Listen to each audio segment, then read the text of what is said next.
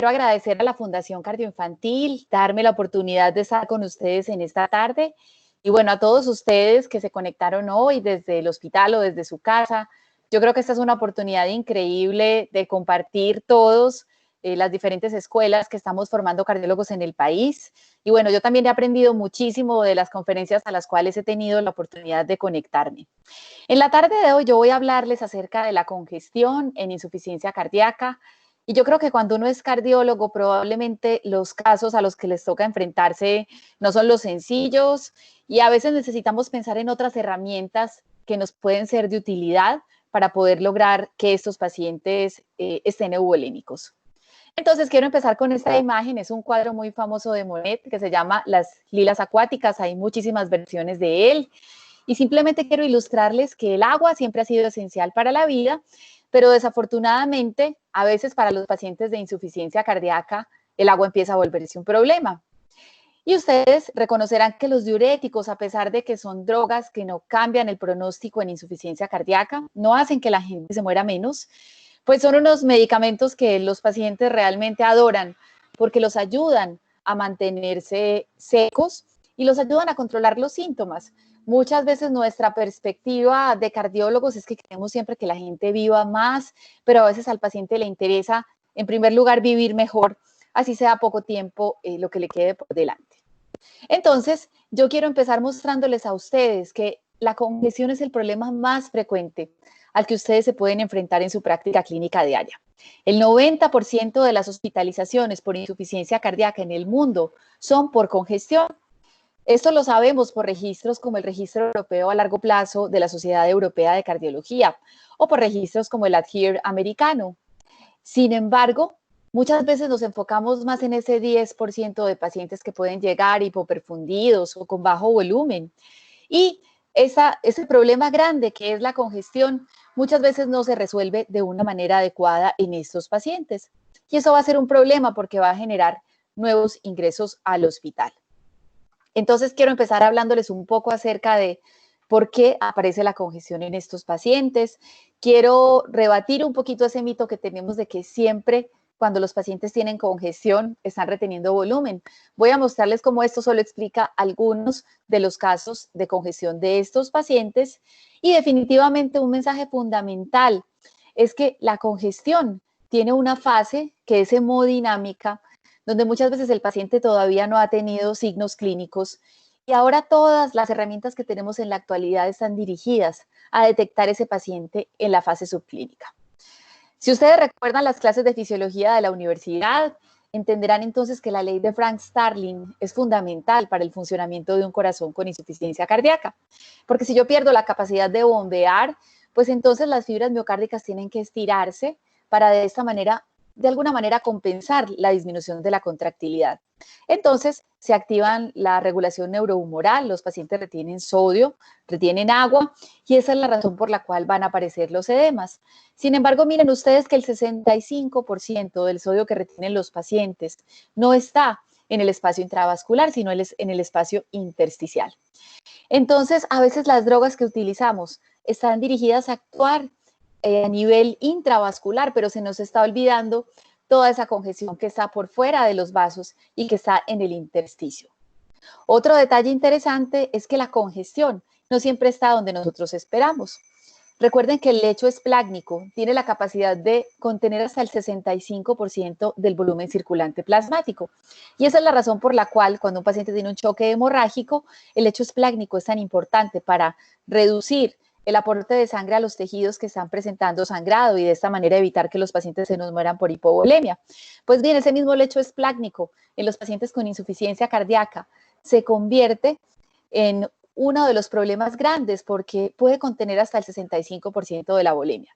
No sé si ustedes han visto que los pacientes jóvenes con insuficiencia cardíaca, cuando llegan con sobrecarga de volumen, nunca tienen las piernas hinchadas, casi siempre hacen síntomas abdominales, específicamente dolor en el hipocondrio derecho, hacen dolor epigástrico, saciedad precoz, intolerancia a los alimentos. Y este compromiso del lecho esplácnico, esta hipervolemia, es lo que va a generar estos síntomas en los pacientes.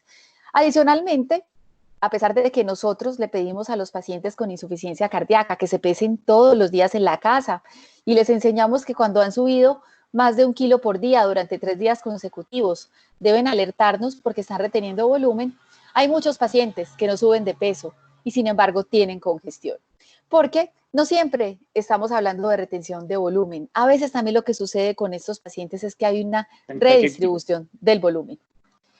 Entonces, aquí les tengo los 3 fenotipos que yo puedo tener de un paciente congestivo con insuficiencia cardíaca.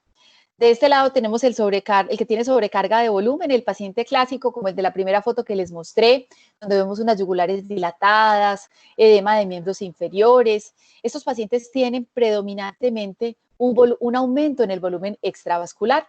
Sin embargo, del otro lado tenemos los pacientes que hacen es una redistribución del volumen. Estos lo que tienen es una reducción en la capacitancia venosa. El ejemplo clásico de este paciente a veces son los pacientes de insuficiencia cardíaca con función preservada y sobre todo el paciente hipertenso que nos llega con un edema pulmonar. Estos pacientes lo que tienen es redistribución de volumen. ¿Y cómo lo descubren ustedes? Cuando se les pone furosemida a estos pacientes, al otro día llegaron con creatinina de 1 y ustedes los encuentran con 3 de creatinina solamente en 24 horas, porque ese paciente realmente no tenía un aumento del volumen intravascular, estaba solamente haciendo una redistribución. Ese grupo de pacientes parecen responder mejor a los vasodilatadores. Y en el medio tenemos los pacientes que hacen una sobreposición de estos 2 mecanismos de congestión. Estos pacientes van a tener cambios en el volumen, pero además van a tener cambios en la capacitancia. Entonces, uno de los puntos fundamentales es que siempre es importante evaluar la congestión. Y yo creo que probablemente a ustedes les ha pasado cuando ven un paciente de esos en la emergencia, que está quejándose de dificultad para respirar, dolor en el hipocondrio, saciedad precoz, que ustedes lo evalúan y ven que realmente no tiene mucho edema en miembros inferiores, no parece tener ascitis, los pulmones se oyen claros y sin embargo ese paciente está congestivo. A veces percibir la congestión no es tan sencillo y por esa razón es que se han desarrollado herramientas novedosas en la evaluación de estos pacientes. Aquí les muestro entonces cuál es la capacidad de las variables clínicas para detectar congestión en estos pacientes. Miren ustedes que la sensibilidad y la especificidad de muchas de las cosas que hacemos no es perfecta. Si yo miro las yugulares de los pacientes, que es quizá una de las principales formas de yo mirar las presiones de llenado izquierdas, miren que si yo tengo unas yugulares que tienen más de 7 milímetros, pues la sensibilidad es muy baja, es 48%, la especificidad es regular, es 78%.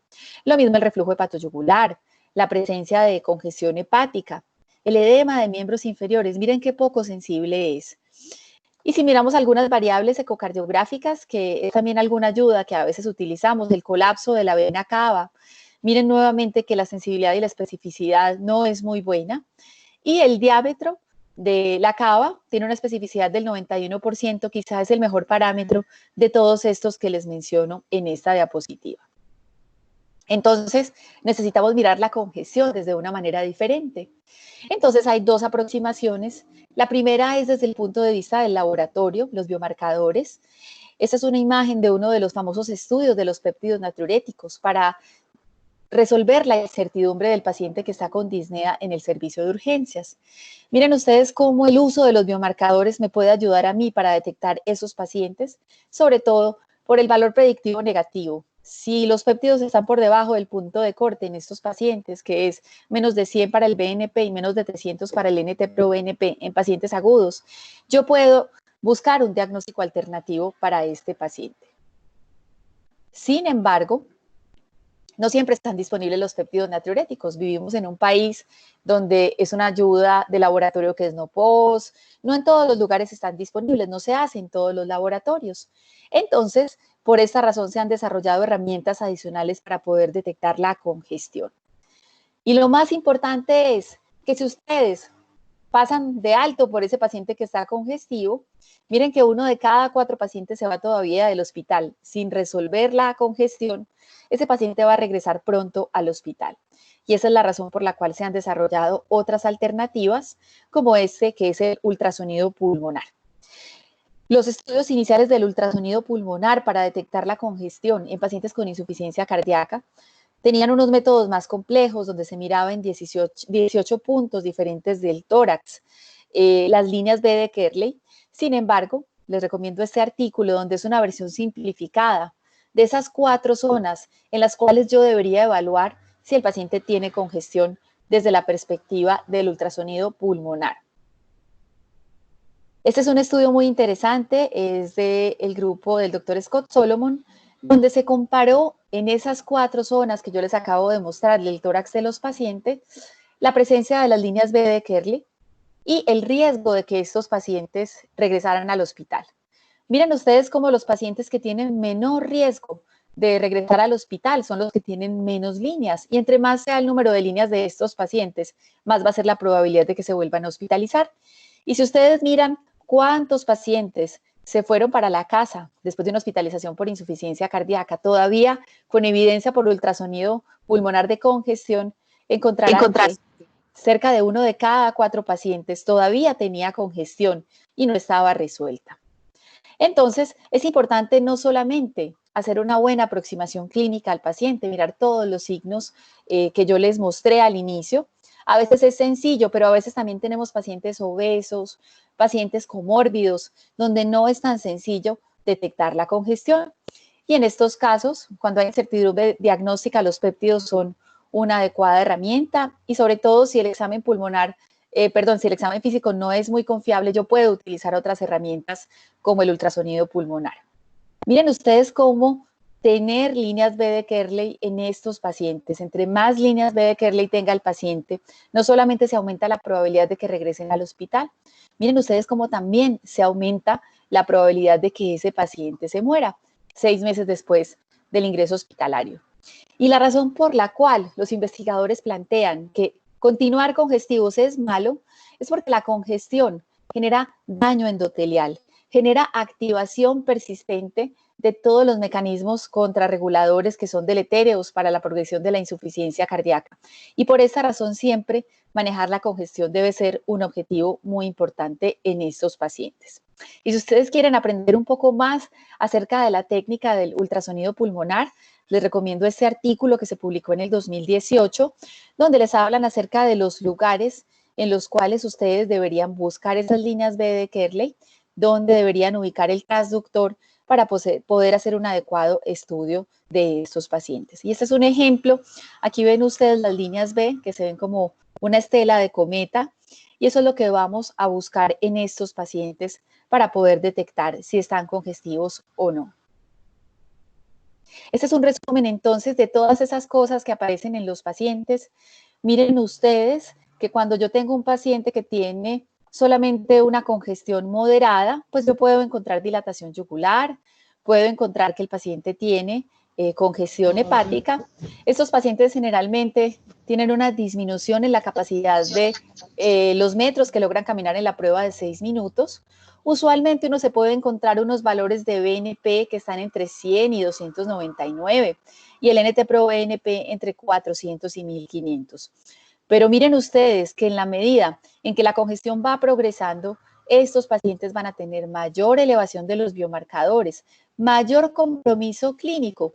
Y yo ya puedo encontrarme algunos otros hallazgos, como los hallazgos en la eco del colapso de la vena cava, y adicionalmente las líneas B de Kerley que ya mencionamos en el ultrasonido pulmonar.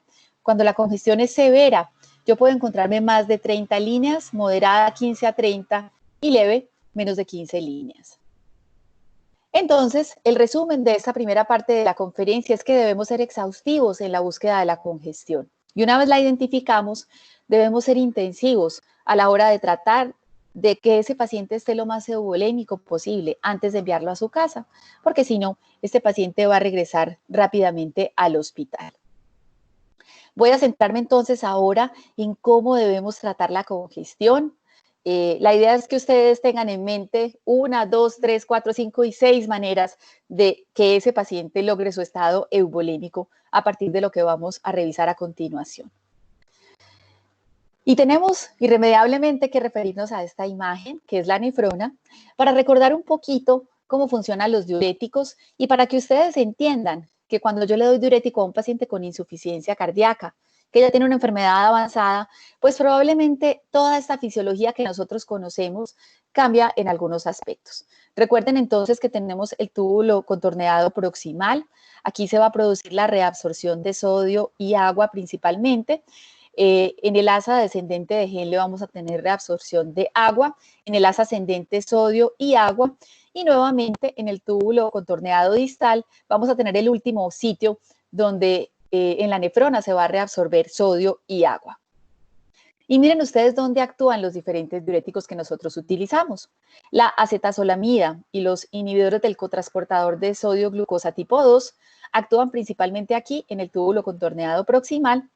Los diuréticos de asa, nuestra querida furosemida, va a actuar aquí en la porción ascendente del asa de Henle. Las tiazidas van a actuar en el túbulo contorneado distal, al igual que los antialdosterónicos. Entonces, miren ustedes, cuando un paciente tiene insuficiencia cardíaca avanzada, viene recibiendo diuréticos y empieza a necesitar 2, 3 tabletas de furosemida para mantenerse euvolémico, ese paciente ya está haciendo un fenómeno que se llama el breaking, donde en esta nefrona vamos a dejar de reabsorber tanto sodio en la porción ascendente del asa de Henle. Entonces yo doy furosemida, yo bloqueo el mecanismo, pero esa nefrona se vuelve ávida por el sodio y empieza a hacer una reabsorción en el túbulo contorneado distal.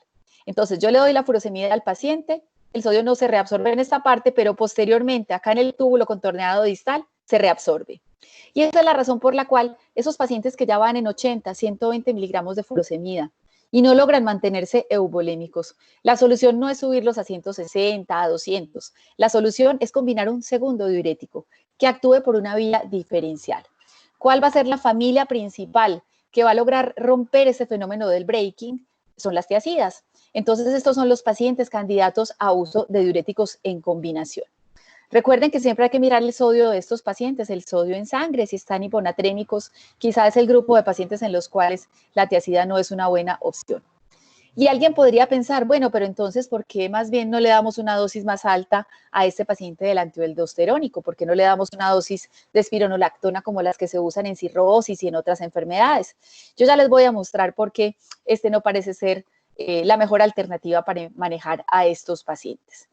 E inevitablemente tenemos que referirnos a este algoritmo que publicó el año pasado la Sociedad Europea de Cardiología acerca de cómo deberíamos manejar la congestión en estos pacientes.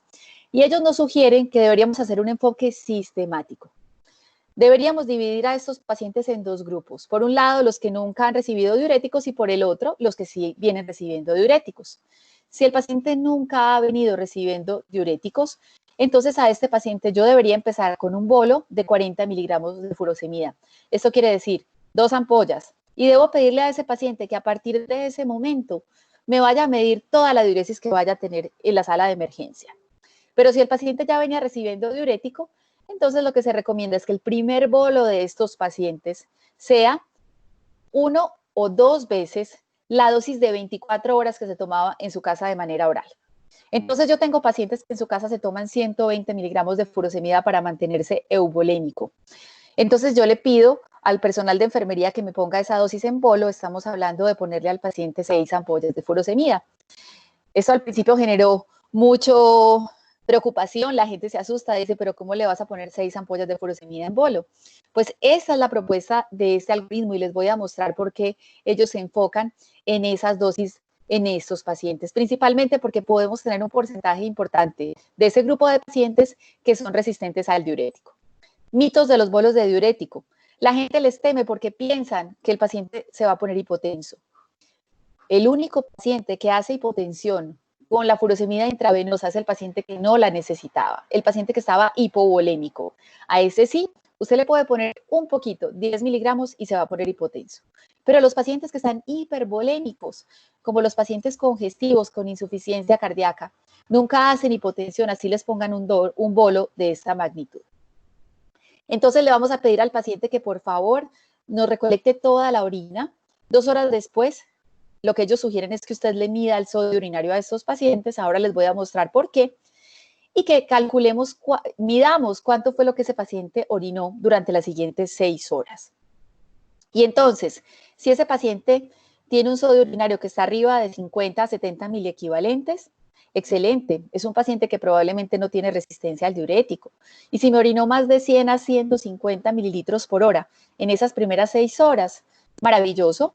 Ese paciente entonces, ese es el bolo que necesita de diurético. Yo le debería calcular esa misma dosis que le puse en el bolo para las siguientes 12 horas. Pero si el paciente tiene un sodio urinario por debajo de este valor o no cumplió con esta meta de diuresis, yo debería doblar la dosis del bolo que le di al paciente, volver a mirar durante las siguientes 6 horas, volver a mirar el sodio urinario y de esta manera debería repetir estos bolos hasta que el paciente llegue a la dosis máxima de diurético que ellos sugieren que podríamos llegar de 400 a 600 miligramos en 24 horas para este grupo de pacientes. Ustedes se asustarán, pero incluso en este consenso uno de los autores principales es un nefrólogo. ¿Y qué debemos hacer? El siguiente día, nuevamente reevaluar el paciente y mirar si persiste congestivo. Mirar cuánto orinó durante las últimas 24 horas. La meta en estos pacientes debería ser que orinen entre 3 y 4 litros y si no, en este paciente entonces yo debería nuevamente ajustar la dosis y miren que se hacen ajustes que van a ser cada 6 horas y si yo no logré la meta con ese paciente, entonces aquí pasamos a la última parte del algoritmo y es combinar otros diuréticos. Acetazolamida es una de las opciones, amilorida y como una tercera línea ellos sugieren el uso de los ISGLT2, pero yo les voy a mostrar que el viernes se publicaron los resultados del estudio de APA-HF desde el punto de vista de los desenlaces de diuresis y función renal y probablemente estos medicamentos no tengan una cabida importante dentro de este algoritmo. Miremos entonces por qué ellos sugieren que yo debería mirar el sodio urinario en estos pacientes. Este es el primer estudio que hay acerca de la importancia del sodio urinario en pacientes con insuficiencia cardíaca. Este es un estudio que se hizo en pacientes ambulatorios, donde se les medía de manera periódica el sodio urinario. Y miren ustedes que cuando el paciente tiene una disminución en el sodio urinario, eso se relaciona con el riesgo de que el paciente presente una descompensación. Sin embargo, el paciente ambulatorio no parece ser el paciente ideal para monitorizar con el sodio urinario. Parece ser que el paciente agudo, como lo sugiere el algoritmo y como lo sugiere este estudio, que es de un grupo de la Universidad de Groningen en Alemania, donde ellos se valoran en pacientes que llegaban al hospital con insuficiencia cardíaca aguda y les medían el sodio urinario durante diferentes momentos de la hospitalización. Miren ustedes cómo durante el primer día, las primeras 24 horas, ese sodio urinario de esos pacientes parece ser el que me permite identificar el grupo de pacientes que tiene peor pronóstico y que es resistente al diurético. Y esto se relaciona, miren ustedes cómo a partir de los días, después del segundo día, ya prácticamente la excreción de sodio se estabiliza. Entonces, esto es lo que da bases para que pensemos que esta es una de las herramientas que podríamos utilizar para detectar ese paciente que es resistente al diurético y en el cual probablemente podemos equivocarnos a la hora de calcular la cantidad de furosemida que va a necesitar para poder llegar a estar euvolémico. Pero vieron que ese algoritmo hablaba de otros diuréticos, hablaba de la acetazolamida. Yo les voy a mostrar entonces qué sabemos al respecto. Este es uno de los estudios recientes publicados el año pasado acerca de la acetazolamida para aumentar la natriuresis en pacientes con insuficiencia cardíaca y que tienen alto riesgo para desarrollar resistencia a los diuréticos. Miren ustedes cómo cuando a estos pacientes se les asocia acetazolamida adicional a la dosis de diuréticos de ASA. Miren que se hizo una combinación de una dosis baja de diuréticos de ASA más acetazolamida en comparación a una dosis alta solamente de diuréticos de ASA. Y miren ustedes aquí cómo estos pacientes que recibieron la combinación de diuréticos con acetazolamida presentaron un mayor aumento en la diuresis. Ese estudio adicionalmente, este no era el desenlace primario del estudio, era un desenlace secundario, encontró una tendencia no significativa a que estos pacientes se tardaban más en volver a hospitalizarse o tener un evento de muerte. Realmente es un estudio con un número de pacientes que no es muy grande, pero por lo menos genera la hipótesis de que podría ser de utilidad la combinación de diuréticos en estos pacientes. Entonces, por eso yo les insistía tanto en que ese paciente que ya va en 80, 120 de furosemida y tiene dificultades para mantenerse euvolémico, la solución no es irnos a una dosis más alta de diurético de ASA, sino utilizar una combinación de diuréticos. Este es el segundo estudio que les quería mostrar, es el estudio ATINA-HF. Es un estudio que se hizo en pacientes hospitalizados con insuficiencia cardíaca, donde se compararon dosis altas de espironolactona en comparación a dosis bajas. Miren que realmente no se encontraron diferencias. Entonces, por esta razón es que no es sensato irnos a una dosis más alta de antialdosterónico en estos pacientes cuando están en la hospitalización. Es mucho mejor combinar un diurético que actúe por una vía diferente. Y a veces la gente piensa, bueno, pero si le doy una dosis más alta de espironolactona puede que no orine más, pero probablemente va a perder menos potasio. Pues este estudio mostró que realmente en términos de cambios en el potasio tampoco se encontraron diferencias significativas entre las dos dosis de espironolactona. Y finalmente los ISGLT2, unas drogas que se han planteado como probablemente un diurético inteligente. Mucho se ha hablado acerca de que tal vez la mejoría que presentan los pacientes está relacionada con su efecto diurético. Pues bien, esos son los resultados del DAPA-HF. Es un subestudio del estudio primario donde se observó qué pasaba con esos pacientes que recibieron dapagliflozina versus placebo y los compararon si no tenían furosemida, si estaban tomando menos de 40, una dosis más alta de 40.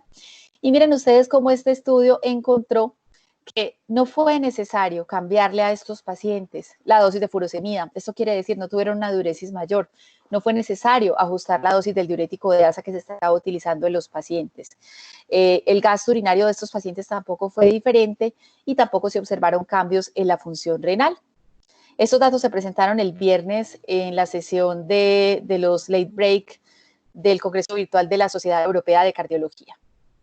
Y finalmente, esta es una herramienta que utilizamos mucho nosotros cuando tenemos pacientes difíciles y es el uso de solución salina hipertónica. Este es un metaanálisis que se publicó en el 2014. La mayoría de los grupos que han utilizado esta estrategia son grupos italianos. Hay diferentes protocolos y quizá esta es una de las críticas grandes que tiene este metaanálisis en el cual se sugiere que estos pacientes a 180 días tienen menos eventos que los pacientes que no recibieron salino hipertónico. Hay protocolos de salino al 1.5, al 3%, incluso al 5%. El que nosotros utilizamos es al 3% y cada dosis de 100 miligramos de salino hipertónico, de 100 mililitros, perdón, se acompaña de una dosis de 200 miligramos de furosemida para 24 horas. Entonces, es otra estrategia que ha mostrado ser de utilidad en esos pacientes en los cuales hay dificultades para mantenerlos euvolémicos. Básicamente, la estrategia que se utiliza es, utilice su diurético, doble la dosis, si no funciona, sospeche que tiene resistencia al diurético, mida el sodio urinario. Si usted lo confirma, adicione un segundo diurético, principalmente una tiazida. Vimos que también está el estudio con la acetazolamida. Si el paciente no mejora, una opción es adicionar solución salina hipertónica, pero si el paciente no mejora, entonces muchas veces no todo se resuelve con fármacos. Y eso es lo que ha dado pie a la investigación en el mundo respecto al uso de la terapia de ultrafiltración en pacientes con insuficiencia cardíaca. Esa estrategia, para eso se han diseñado dispositivos en los cuales yo puedo canular al paciente periférico, lo puedo canular radial. El paciente puede estar en un sitio que no necesariamente es la unidad de cuidado intensivo, puede estar sentado en una reclinomática, en un hospital día o en una unidad de cuidados intermedios, donde al paciente se le va a hacer una ultrafiltración para poder mejorar su estado de hipervolemia. ¿Cuál es el racional de estos estudios? Pues que se puede hacer de una manera predecible. Yo puedo sacarle a ese paciente sodio y agua. Adicionalmente, si yo ya pasé por todos los pasos previos, el paciente no respondió, ultrafiltrarlo va a permitir que el paciente responda mejor a los diuréticos.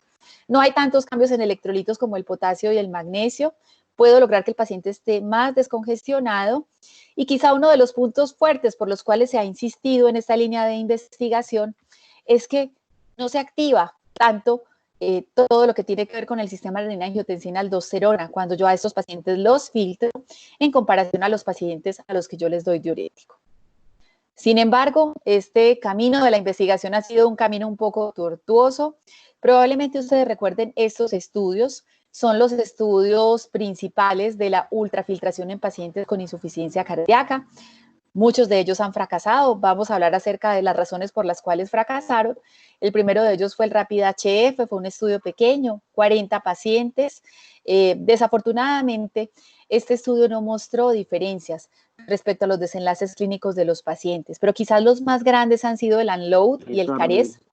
El UNLOAD, que se publicó en el 2007, tuvo un problema muy grande, y es que el volumen que se le ultrafiltraba a estos pacientes era mayor de 200 mililitros minuto, en promedio fue 241 mililitros hora, perdón, y esto genera inestabilidad hemodinámica en el paciente.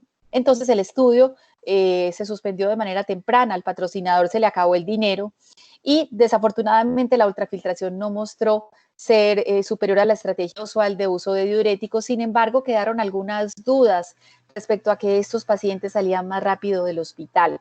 Posteriormente, el CARES-HF, este estudio fue quizá el que le dio el puntillazo a la ultrafiltración como estrategia inicial. Recuerden que este es un estudio donde los pacientes de entrada se ultrafiltraban en comparación al grupo al que se le daba diuréticos, y nuevamente el grupo que se ultrafiltró tuvo mayor incremento en la creatinina, alcanzaron más rápido el peso seco, pero también tuvieron un mayor deterioro de la función renal, y cuando lo compararon con los diuréticos, la efectividad para mantener al paciente euvolémico no fue superior. Pensamos que hasta ahí había llegado este campo de investigación, pero después en el 2014 aparece este estudio que es el QUART, donde ellos ya aprendieron acerca de los errores que habían cometido los previos. Entonces este estudio tuvo un esquema de ultrafiltración donde se filtraba menos de 200 mililitros, y además el volumen que se ultrafiltraba de los pacientes se ajustó según la hemodinamia del paciente. Y eso es lo que ha dado pie a que otros estudios como el AVOID-HF, planteen que dependiendo de la presión arterial del paciente es que usted va a seleccionar cuánto volumen le va a sacar. En pacientes con más de 120 de sistólica, usted le podría sacar hasta 250 de ultrafiltrado, pero si están entre 100 y 120, solo 200, y los que tienen menos de 100, solamente 150 cc por hora. La última palabra respecto a la ultrafiltración todavía no se ha dicho. Tenemos claro que no es la estrategia de elección inicial. Todos los pacientes primero deben pasar por la terapia farmacológica, pero cuando tenemos pacientes que no responden a la terapia farmacológica, en los que tenemos dificultades en el manejo del sodio, probablemente esa sea la mejor estrategia para ellos, y miren que nuevamente hay que ajustar la tasa de ultrafiltrado a la condición hemodinámica del paciente. Este es un algoritmo muy interesante que propone la Sociedad Americana de Cardiología, y es en ese paciente que usted no logra mantener seco. Pues recuerde entonces que no siempre el problema es el volumen, a veces el problema es la bomba. Y ese es el clásico paciente en el que a veces es necesario insertar un catéter de arteria pulmonar para mirar las presiones de llenado derechas. Y en este caso mirar qué está pasando, porque a veces el problema no es que el paciente tenga retención de volumen, redistribución, sino que a veces el problema es la bomba. Y los inotrópicos podrían ser ese otro paso que podríamos agotar después de intentar los diuréticos, la combinación de diuréticos, el salino hipertónico, la ultrafiltración, el catéter de arteria pulmonar para evaluar las presiones de llenado, y finalmente el uso de terapia inotrópica en estos pacientes. Y las medidas no farmacológicas, es inevitable no hablar de ellas en esta tarde. Yo recuerdo cuando era residente de medicina interna y no existía la historia clínica electrónica y había que hacer unas órdenes en papel de los pacientes, que a los pacientes siempre les restringían los líquidos cuando se hospitalizaban, y el sodio también. Y bueno, la pregunta que uno siempre se hace es: ¿qué tanta evidencia tiene esto? Y bueno, quiero mostrarles este estudio que se publicó en el 2013 en JAMA Internal Medicine. Es un estudio de un grupo brasilero donde ellos diseñaron un ensayo clínico para probar si la restricción de volumen en pacientes agudamente descompensados con congestión que estaban hospitalizados servía para algo. Ellos entonces, estos pacientes se aleatorizaron a dos estrategias, una a restricción de líquidos y el otro al manejo liberal de los líquidos. Y miren ustedes que este grupo encontró que en términos de resolución de la congestión, las dos estrategias fueron similares. Para lo único que sirvió la restricción de líquidos en estos pacientes fue para lograr que estos pacientes tuvieran más sed. Entonces realmente no tiene una evidencia a todos los pacientes de entrada hacerles una restricción de volumen, solamente en casos seleccionados en los cuales tenemos dificultades serias para mantenerlos euvolémicos. Y en el paciente ambulatorio, lo que nos recomiendan las guías es que le demos al paciente 30 mililitros por kilo de peso. A veces tendemos a decirle a todos los pacientes con insuficiencia cardíaca que solo se tomen 1 litro y medio. Si ustedes se imaginan una señora que pesa 40 kilos, 40 por 3 es 1.200. Y le decimos a la señora que se puede tomar 1,5 litros, se está tomando más de lo que necesitaría, pero si estamos hablando de un hombre de 90 kilos, que lo mandamos a tomarse 1.000 centímetros nomás en 24 horas, pues esta es una restricción excesiva. Respecto al sodio, en este momento estamos participando en un ensayo clínico de la Universidad de Alberta de Canadá, donde se está intentando probar si restringirle el sodio o no a estos pacientes realmente es de utilidad. Es una pregunta muy interesante porque realmente estas son las cosas que más molestan a los pacientes. Y finalmente, ya para cerrar esta conferencia, quiero hablarles acerca de cómo yo puedo saber si ese paciente ya está sin congestión y está listo para irse a su casa. Esas son algunas de las variables que yo debería mirar, si es un paciente conocido, mirar si está en el peso seco, mirar si ese paciente ya no necesitó ajuste en la dosis de diuréticos, si se ha mantenido con balances negativos durante las últimas 24 horas, si está estable hemodinámicamente. Y nuevamente el examen clínico, y si yo puedo contar con herramientas como el ultrasonido pulmonar, esto me va a ayudar. Si yo puedo medir los péptidos natriuréticos, pacientes en los cuales yo logro una reducción del 30% de los valores iniciales cuando el paciente ingresó al hospital, esto se asocia a una mayor resolución de la congestión. Finalmente, quiero cerrar esta conferencia dejándoles estos mensajes claves. La congestión es la presentación más frecuente de la insuficiencia cardíaca y por eso debemos estar preparados para enfrentarla. Requiere identificación temprana, porque si yo identifico que las cosas van mal, pues puedo intervenir al paciente para evitar que esta progrese. Hay que ser agresivos a la hora de tratarlos, porque el paciente que se va hinchado regresa rápido. Y recuerden que persistir congestivos se asocia con el riesgo no solo de hospitalizarse, sino también de morirse. Y tengo que garantizar que el paciente está euvolémico al egreso.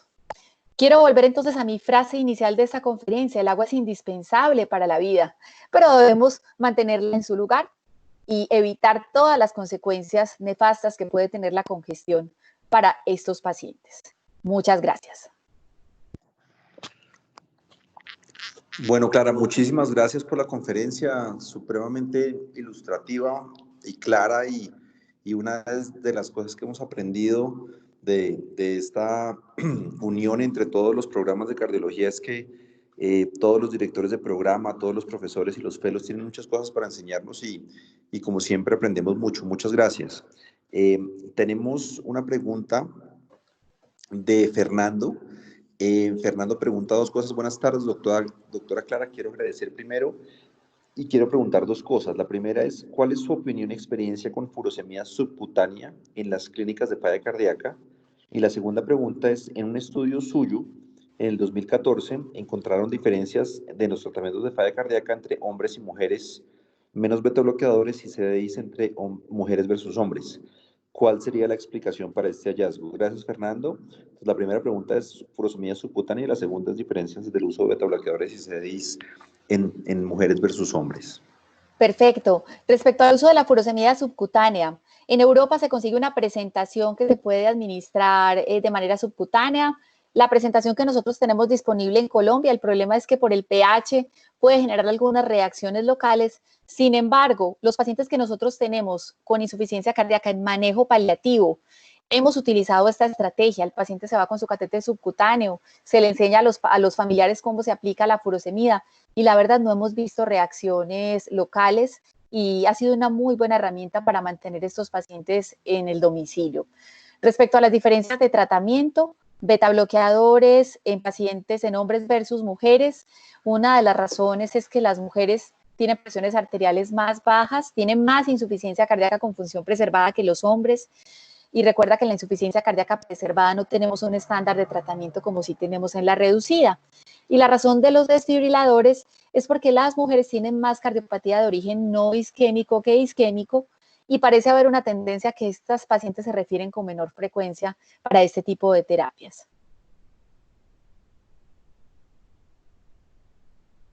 Perfecto. Hay otra pregunta. Pedro pregunta, doctora Clara, ¿qué piensa de la implementación de impedanciometría como herramienta complementaria para la evaluación de estados de congestión subclínica?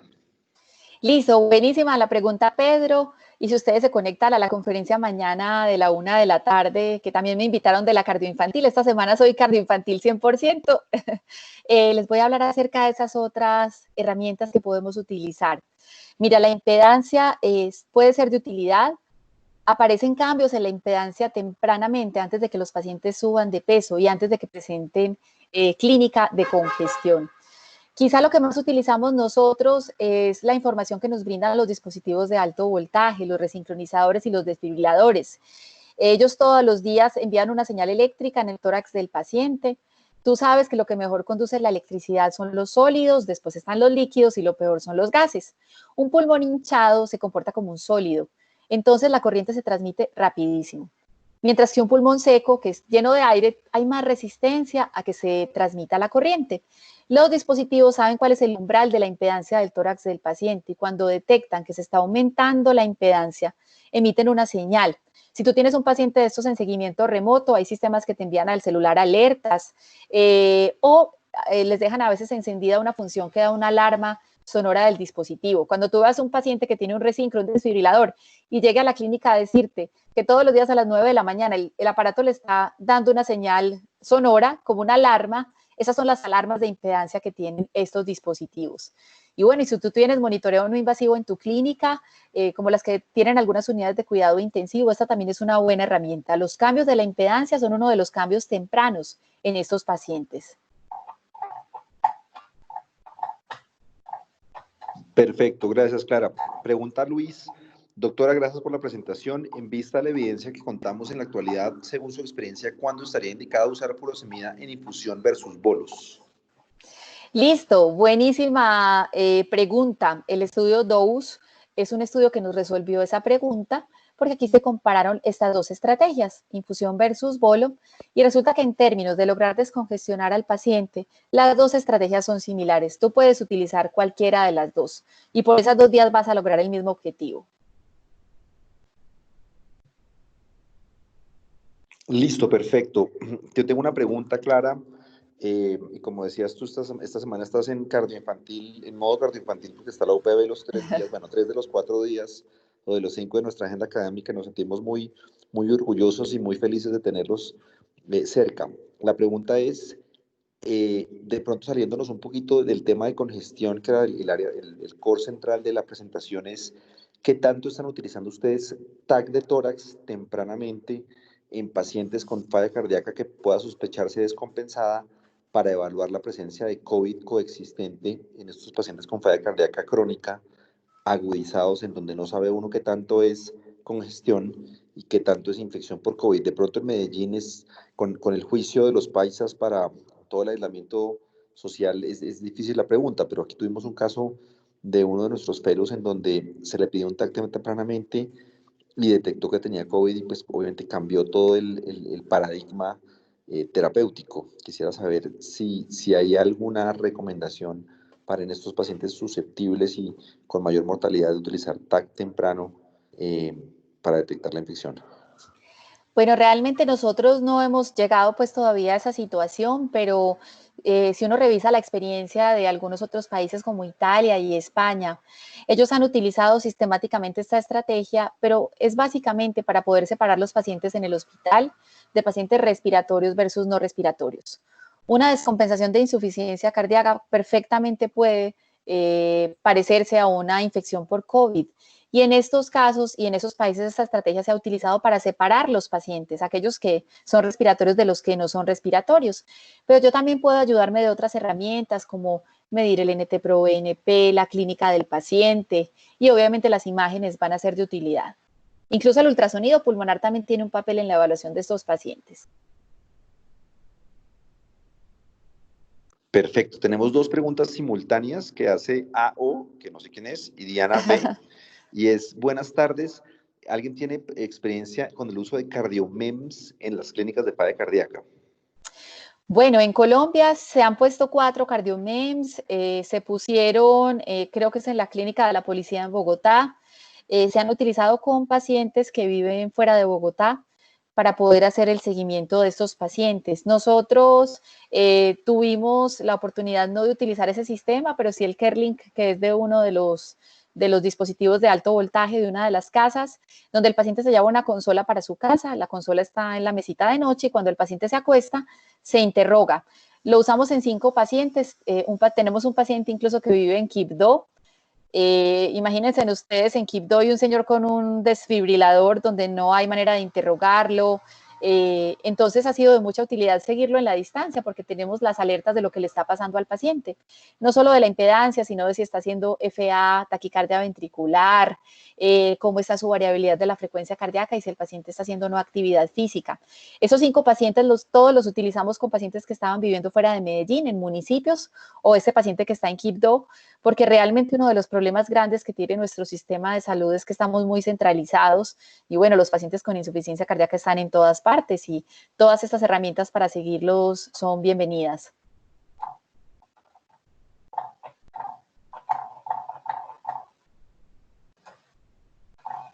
Perfecto, gracias. Dicen aquí el Hospital de la Policía tiene 4 pacientes con Cardomems, sí, pero en pacientes en altura de Bogotá tiene dificultades en la mención, que es algo que se había mencionado. Y bueno, Clara, creo que es por ahora eso. El speaker más eficiente que hemos tenido, en 50 minutos resolvió el tema y las preguntas. Clara, muchísimas gracias a ti, a la Universidad, a la UPB en Medellín, encantados de tenerlos. Próximamente también tendremos a la Universidad de Antioquia, Valle de Lili, a los demás programas en Bogotá, etcétera, etcétera. Así que, pues nada, a todos gracias por unirse y nos vemos mañana con Clara si quieren a la 1 y nuevamente con el caso del fellow de la UPB el jueves y el viernes también tenemos una actividad que de hecho es un amigo mío paisa muy querido que se llama Carlos Alviar, que es el director de la unidad coronario en NYU. Ustedes todos reciben el correo, así que muy bienvenidos para hablar de varios temas en cardiología y de actualidad muy importantes. Clara, muchas gracias, un abrazo y estamos en comunicación. Bueno, feliz tarde para todos. Mañana nos vemos. Hasta luego, gracias, que estén muy bien.